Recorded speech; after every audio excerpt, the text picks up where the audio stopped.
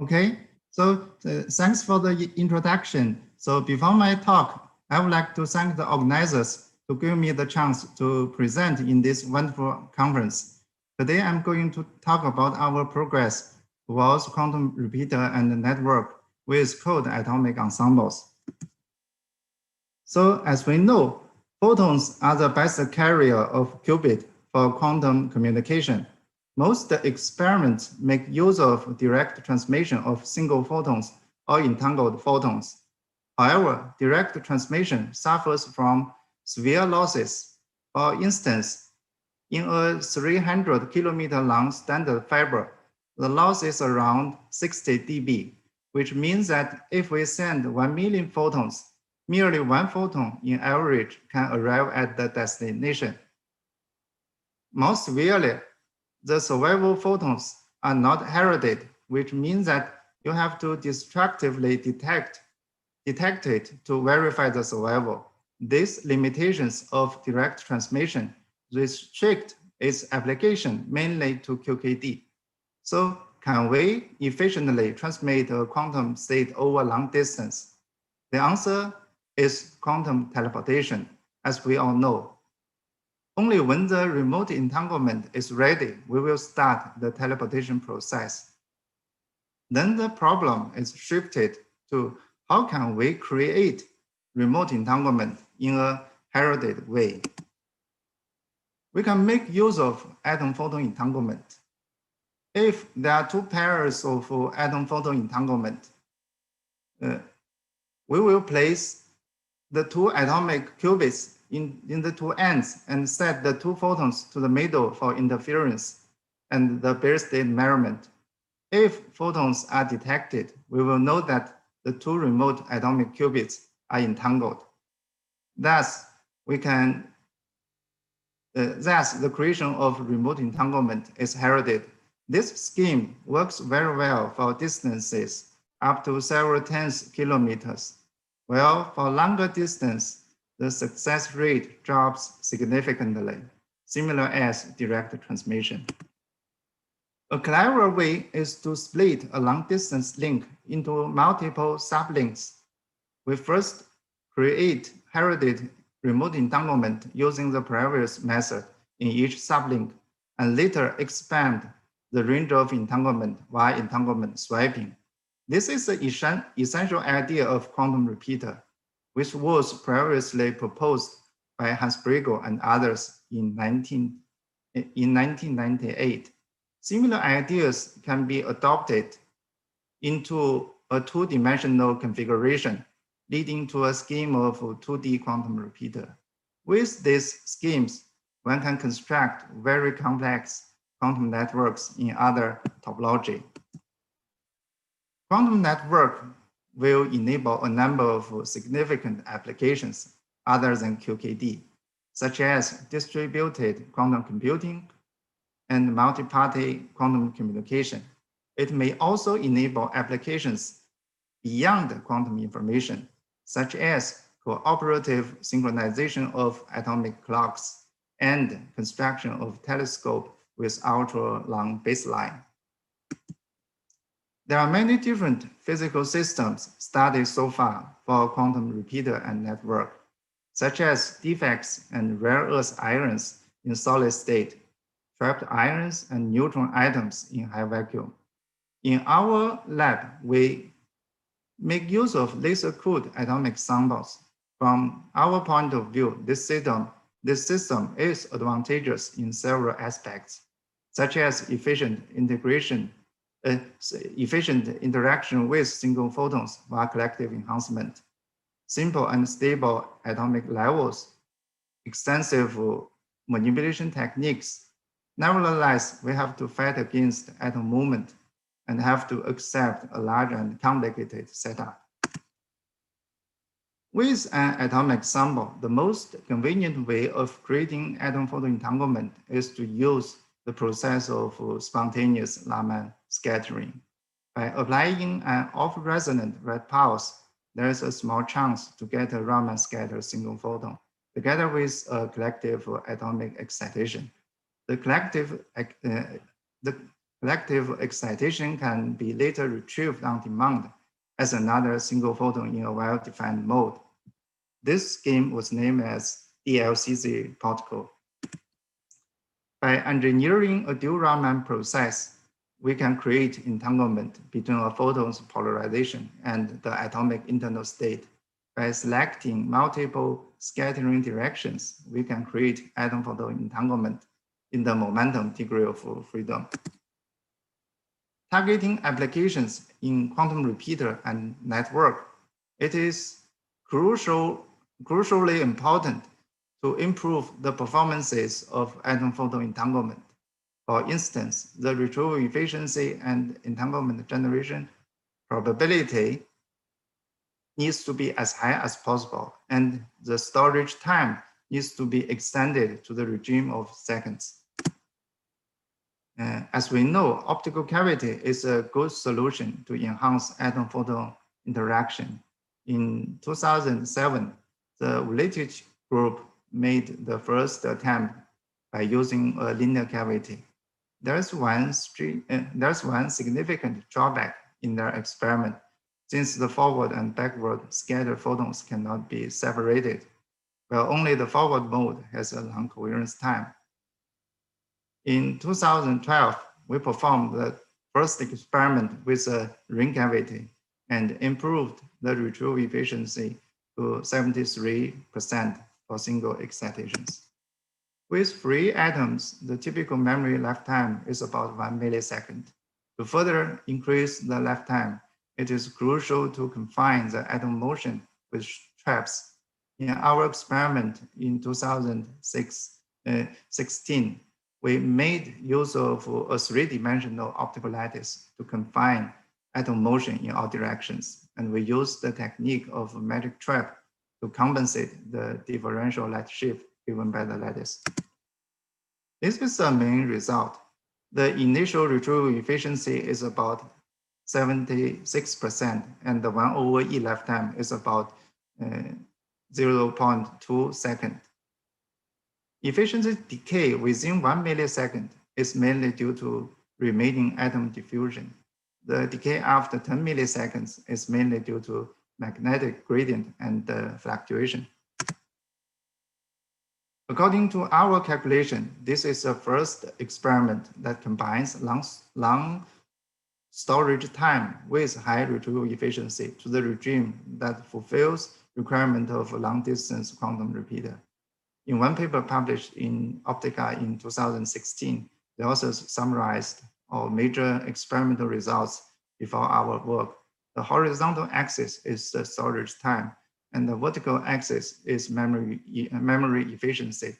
If we add our result, it will be on the top right corner, marked as a red star. It's clear that our result is the best. Very recently, we have made a further progress by engineering two control modes to create entanglement between a single photon's polarization and the collective spatial mode of the atomic ensemble inside the cavity. We use a 3D optical lattice to improve the lifetime as usual. The created atom-photon entanglement is tested to violate the barrier inequality after a storage duration of 1 second. While the progress of Raman scattering is intrinsically probabilistic, higher excitation probability means more contribution of high-order events, which will lower down the fidelity of entanglement. Is there a mechanism to inhibit high-order excitations? The answer is yes. In 2001, Lukin and others proposed to use Rydberg blockade in mesoscopic atomic ensemble to implement deterministic operations. Such an approach combines the advantage of deterministic operation from the single particle approach with the advantage of collective enhancement from the ensemble approach. Thus, it may enable a very promising system for quantum repeater and network. There have been many proposals of creating atom-photon entanglement with Rydberg atoms. While most of them requires multiple internal states for encoding, and many pulses for manipulation and interaction. Instead, we have designed a scheme which is very simple and experimentally easy to realize. We make use of two excitations, one in ground state and the other in Rydberg state. The two excitations have slightly different momentums. While Raman manipulation, the two excitations get mixed each other and entangled in the degree of momentum. One excitation can be later retrieved as a single photon. Thus, atom-photon entanglement can be created. The essence of this scheme is to realize Raman manipulation and interference of dual excitations. This is our experimental setup. We first create two ground state collective excitations, one in state S1 and the other in S2. By applying the Raman beam R1 and R2, we can couple the two excitations. Later, the two excitations are retrieved as photons for measurement. This is a result. In the top plot, we merely create a single excitation either in S1 or S2. You can clearly see the Rabi oscillations. When two excitations are prepared, we find that at the position of half pi, the coincidence gets minimized, as shown in the bottom figure, which is a clear signature of Hong-Mandel interference. This is actually the first experiment that demonstrates Hong-Mandel interference for collective atomic excitations.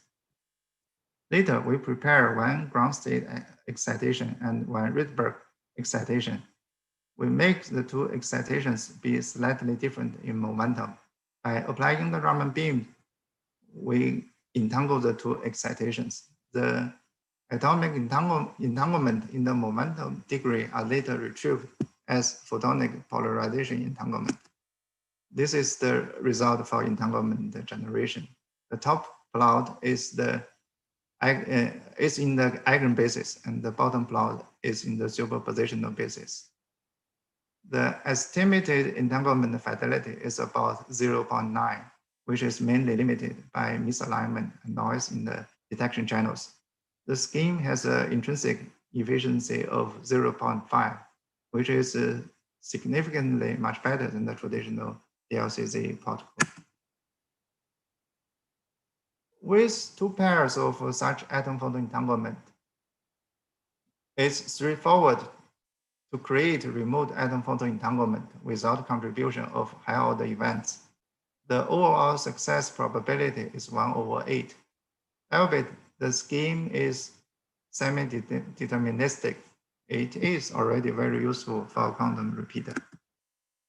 Together with the development of single-node performance and capabilities, it is also very important to construct small-scale networks to test the basic functionalities of quantum repeater and network. The main trend in this direction is to increase number of nodes and to extend node separations. So far, most experiments are limited to 2 nodes. The maximum separation distance between 2 nodes is merely 1.3 kilometers, which was achieved by the group of Ronald Hansen in Delft with NV centers in 2015.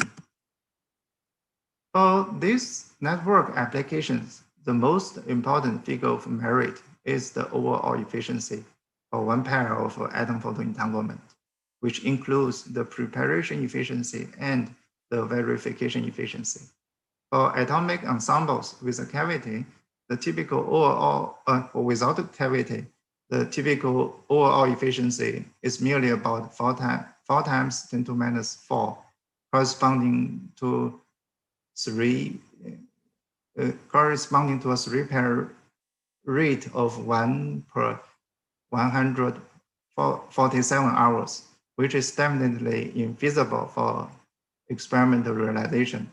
With a cavity, the overall source efficiency can be boosted to about 0.1%, corresponding to a 3-pair rate of 1 per 9 hours, which is still infeasible.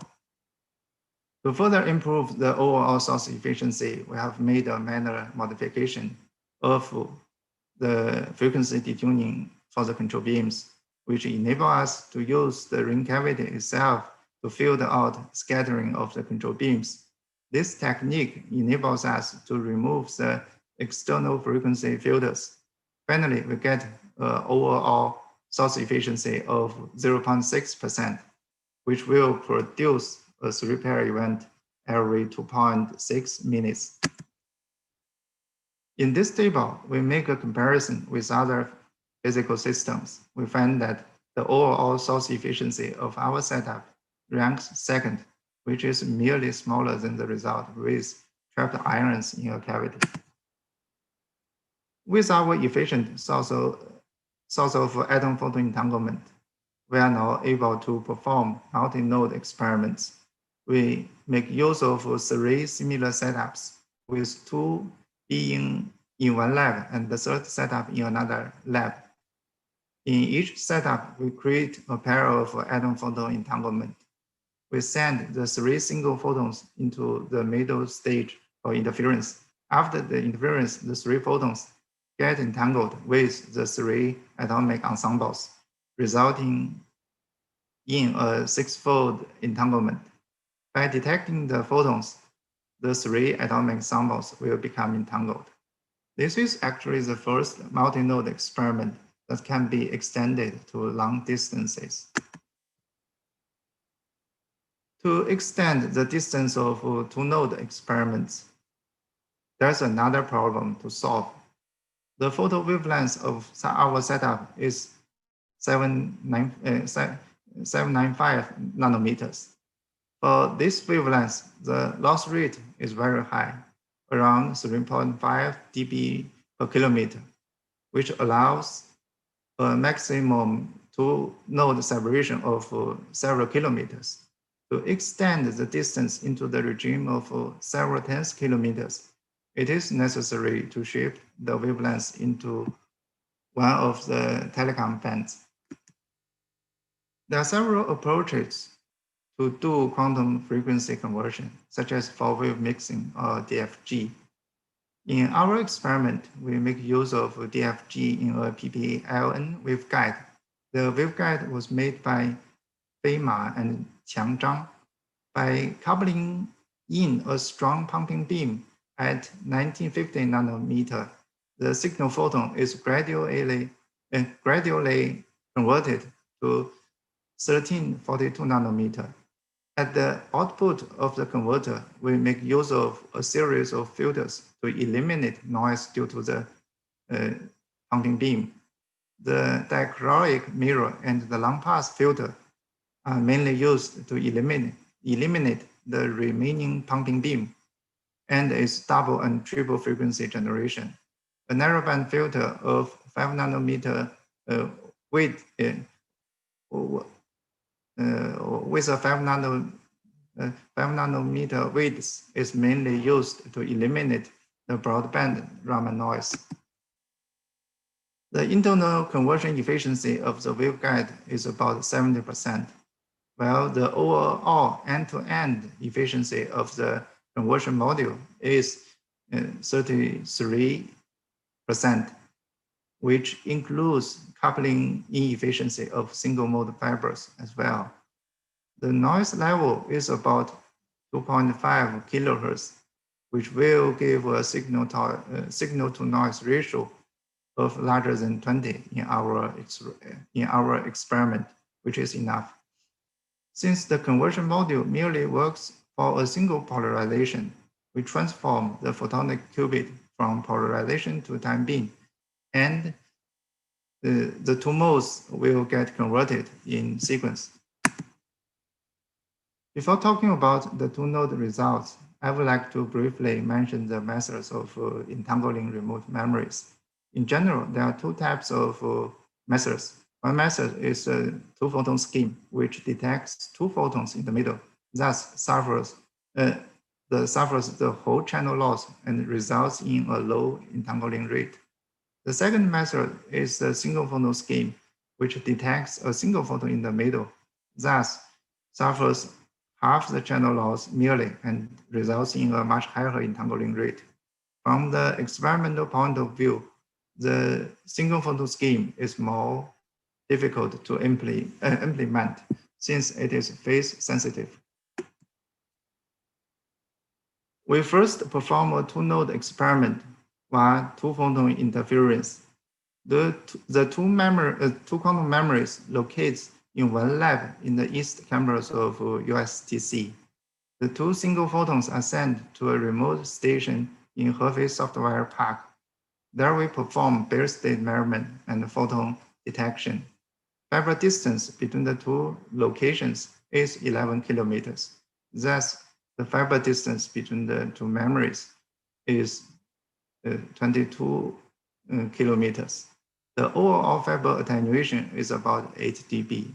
The polarization drifts of the fibers are actively stabilized. This is the final result for the two-node experiment with single photon.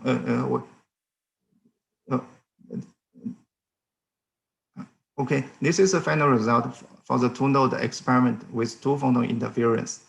The left panel shows the local result without QFC. We see that the fidelity nearly stays constant if we subtract the accidental coincidences, which are mainly due to the contribution of high-order events. The red panel is the result with field-deployed long fiber, which shows the correlation of coincidence in a superpositional basis. From the visibilities measured, we estimate the entanglement fidelity to be around 0.72, which is actually quite close to the result without QFC and long fiber. Nevertheless, the overall entangling probability per trial is rather low, merely around 10 to minus 6. Next, we implement a two-node experiment via single photon interference.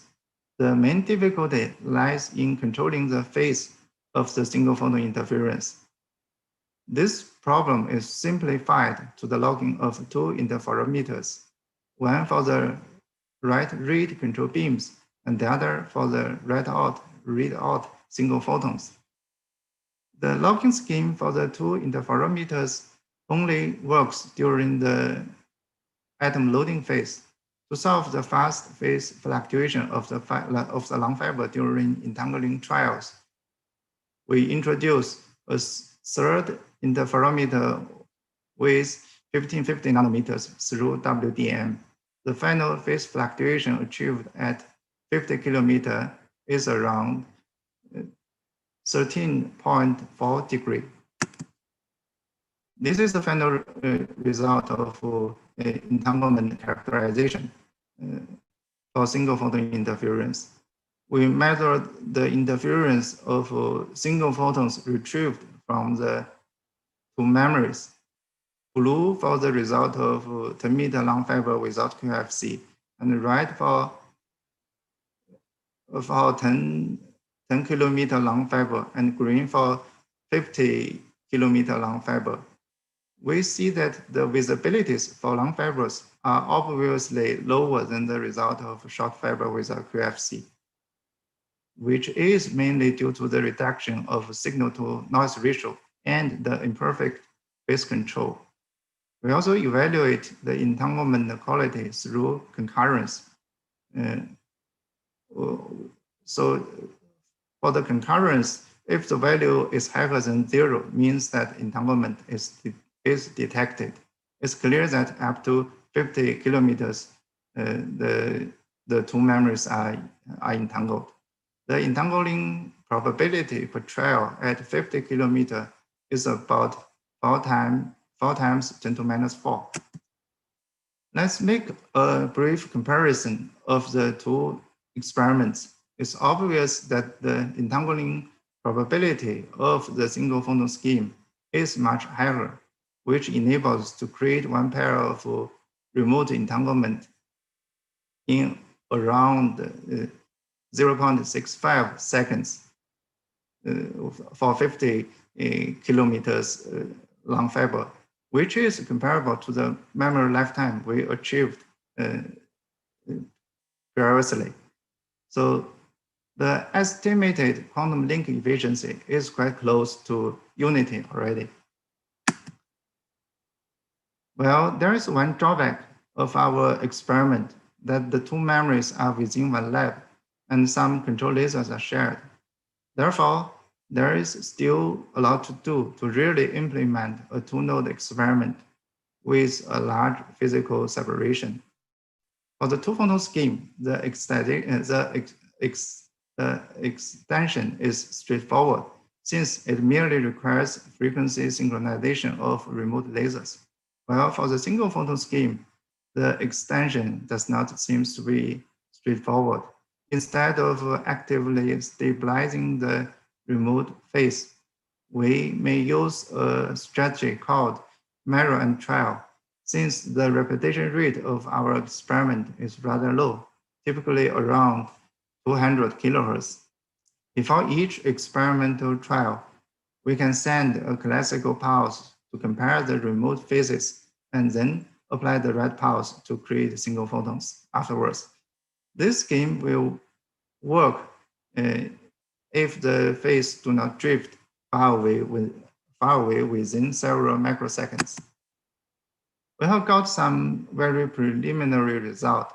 The left panel shows drift of phase difference between two independent lasers locked with ultra-stable cavities. Within 2 microseconds, it merely drifts around 5.4 degrees, which is totally acceptable. The right panel shows the phase drift of two fibers. Each has a length of 25 kilometers. The phase fluctuation is much smaller. Within 2 microseconds, the fiber phase merely drifts about 0.3 degrees, which can be safely neglected. Therefore, we think it's totally feasible to extend the physical separation of the two nodes to several tens kilometers.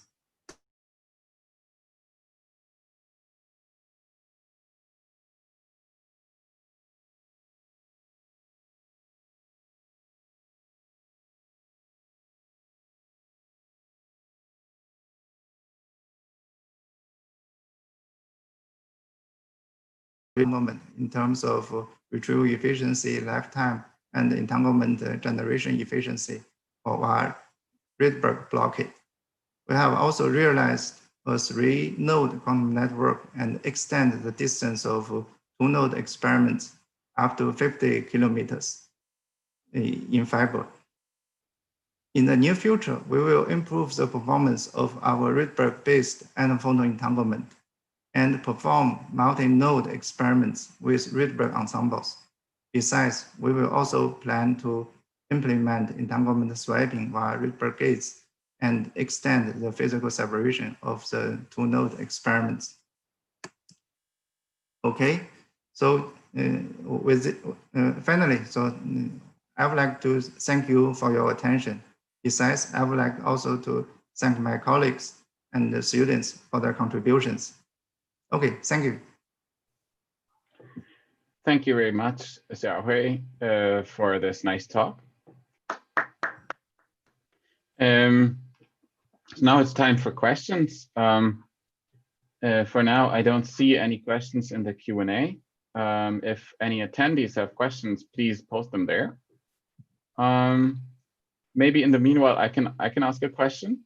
So you said that for now in the 2-node experiment, the two entangled nodes are in the same lab and they share some control lasers. So maybe can you elaborate how exactly this what correlations between these two nodes are introduced by sharing these control lasers?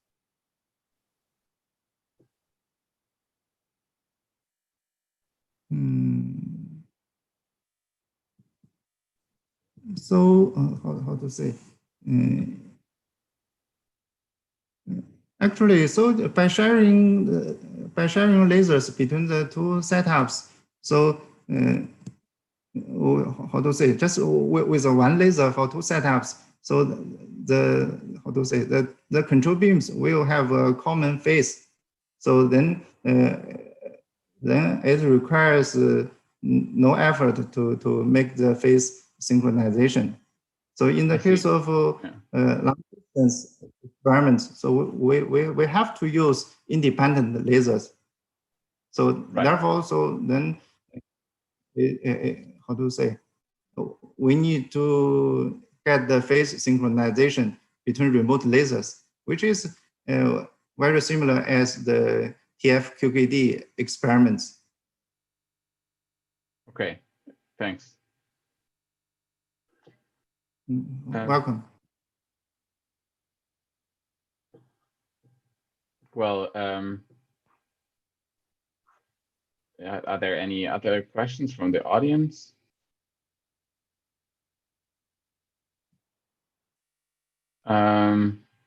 If not, maybe I can ask another question. So at some point in the beginning, you mentioned that you use the ring cavity both for enhancing this Raman scattering, but then also for some filtering. So I didn't understand what exactly you're filtering out and how. Okay, so I will make brief, how to say, explanation. Just switch to the slides.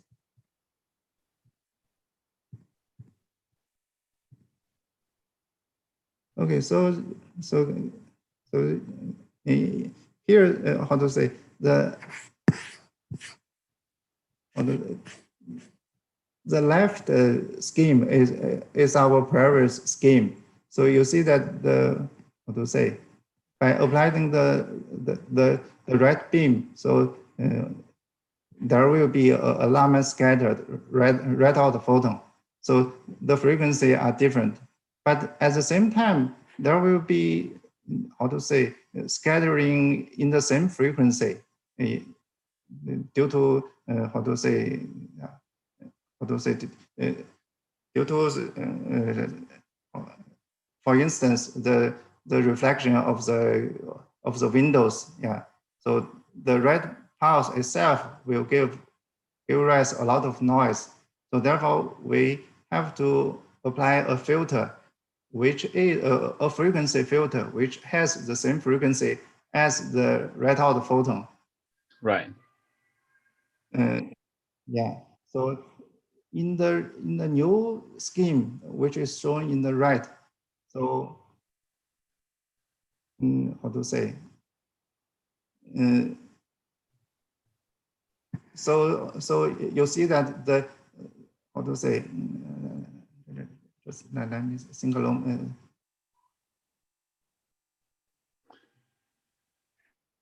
So how to say? You know that our cavity has to be configured to be resonant with the write out and read out photons. Right. Therefore, for our previous scheme, the cavity is also resonant with the write and read control beams. Therefore, there is no filtering mechanism for the write and read beams. So that is why we have to add external filters to filter out the leakage of write and read. So in our new scheme, the cavity is only, how to say, will not be resonant with either the write or the read. So then the scattering itself will not be possible to exist in the cavity. So then the ring cavity acts as a filter itself. Thanks a lot. That was very clear. So basically using these two different detunings, I can see that then you can basically choose your cavity such that it filters automatically the write and read pulses. Now we have some questions from the audience. So Sidhu, maybe you can start. I think you're being unmuted. Or you can unmute. Can I unmute you? I think so.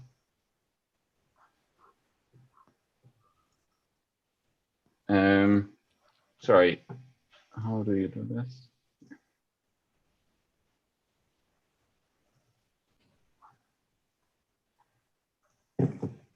Okay.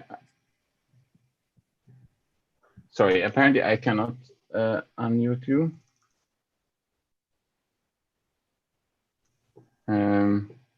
Okay, I can also ask you a question. So Sidhu's question is, what are the major problems in atomic ensembles compared to other platforms like NV centers, quantum dots, etc., in realizing a quantum repeater?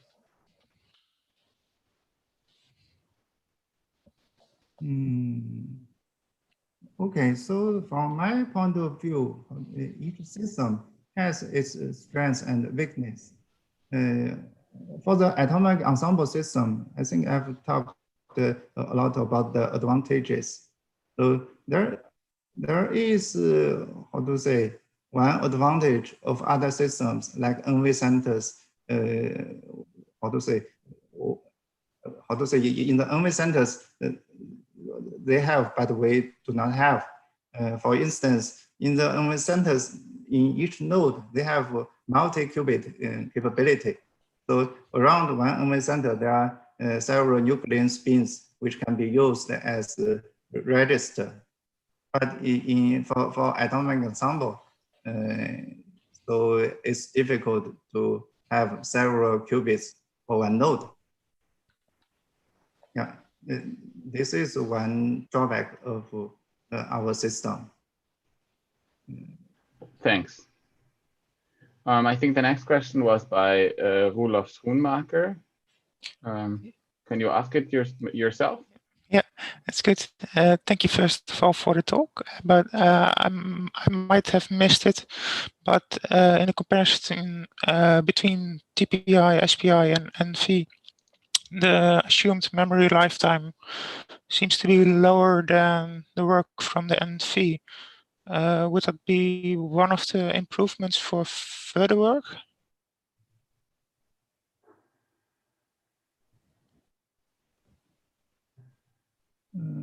So I noticed it was 0.22 instead of 0.6 for NV.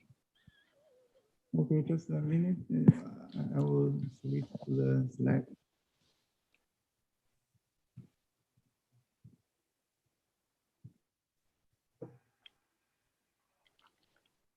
Okay, so here, you mean that the lifetime of atomic ensemble is shorter than NV centers, right? Yeah, from the, yeah. So it's slightly shorter, yeah. I understand your question. Yeah, I think there are, how to say, there are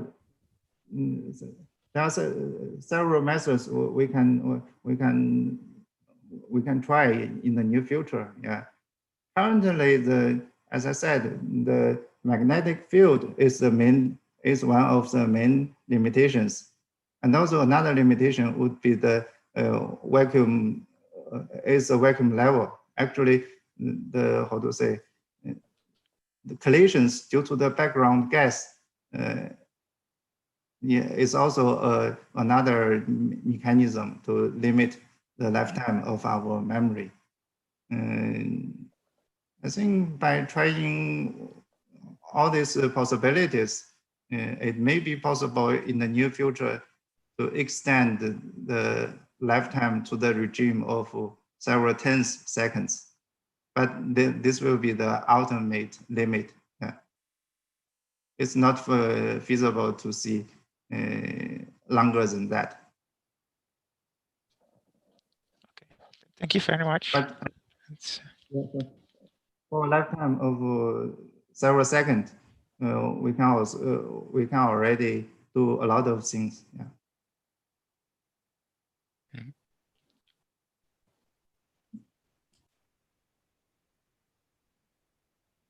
Okay. Thank you. There's one more question from the audience by Mohsen Razavi. Mohsen, can you ask your question?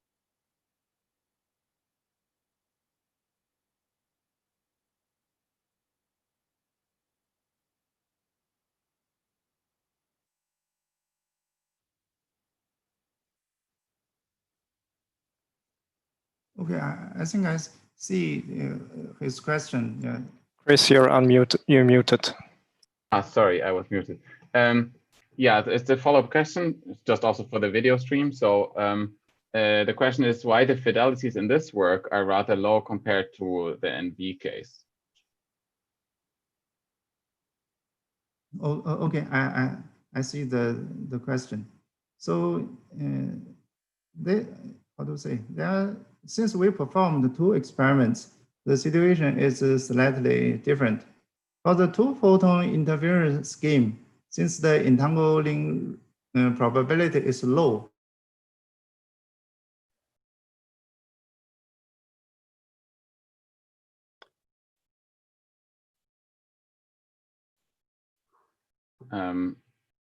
Xiaohui, I think we lost you. reasonable duration. So that fidelity is mainly limited due to the high order events since we increase the excitation rate. So in principle, if we reduce the excitation probability, the fidelity will increase significantly. For the case of single photon interference, so the problem of high order excitation applies simultaneously,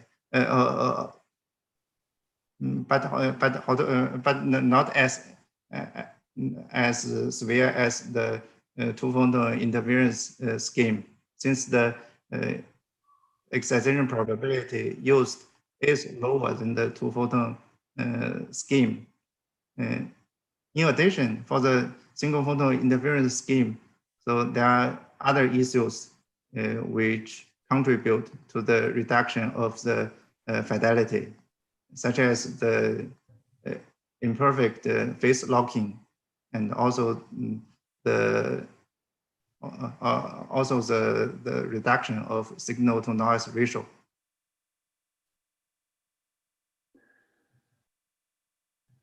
Okay. So yeah, Mosen, if you heard that, you can.